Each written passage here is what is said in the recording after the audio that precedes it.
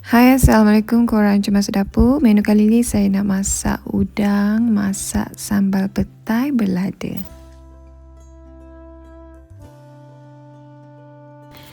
Okey, ni antara bahan yang dah disediakan. Mula-mula saya nak letak dulu serbuk kunyit dan maggi cukup rasa pada udang. Gaulkan biar dia rata.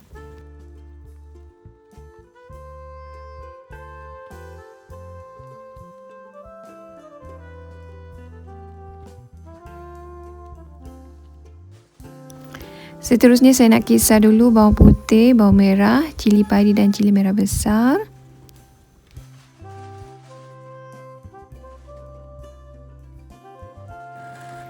Kisar ke semua bahan ni separa hancur. Okey, ni hasil bahan dikisar. Seterusnya bolehlah panaskan minyak. Goreng dulu udang ni sehingga dimasak.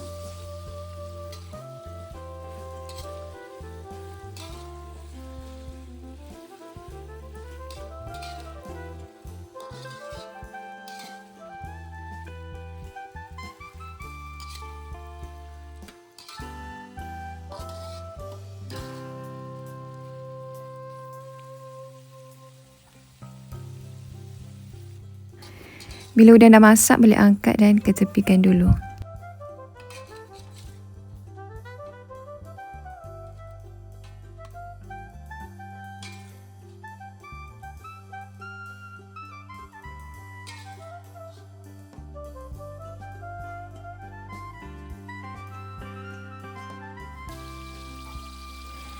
Dalam minyak yang sama, tumis bahan kisar tadi sehingga naik bau dan sedikit garing.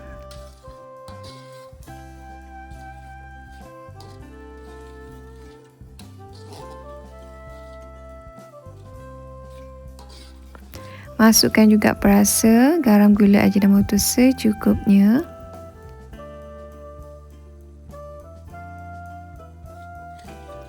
Teruskan kacau sehingga sambal ni masak. Masukkan juga sos tiram dan juga sos cili. Teruskan kacau sehingga sebati dan sehingga sambal ni betul-betul masak.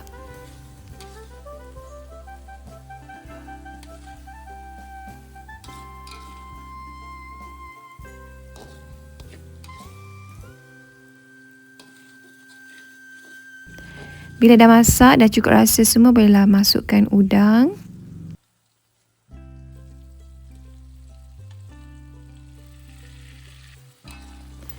Kacau biar rata.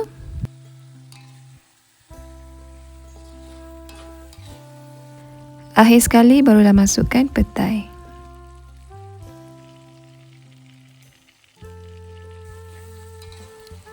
Teruskan kacau biar dia rata. Kacau sekejap je dah siap.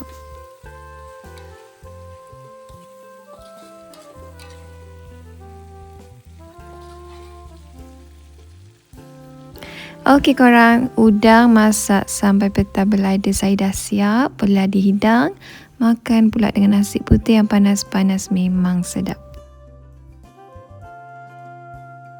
Okeylah korang, itu saja perkongsian daripada saya untuk kali ini. Thank you korang for watching. Bye, jumpa lagi.